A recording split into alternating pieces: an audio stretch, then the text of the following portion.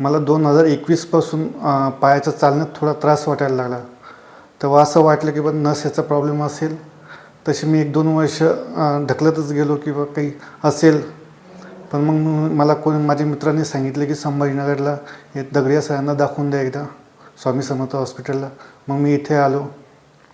सरांनी थोडी माहिती दिली मला की बघ एक्सरे काढून बघू वगैरे. तेव्हा आम्हाला समजलं की आम्हाला एव्हियनचा प्रॉब्लेम मला. तर मग सर म्हणे बा सेकंड स्टेजला आहे, आपण थोडं टॅब्लेटने वगैरे करून बघू.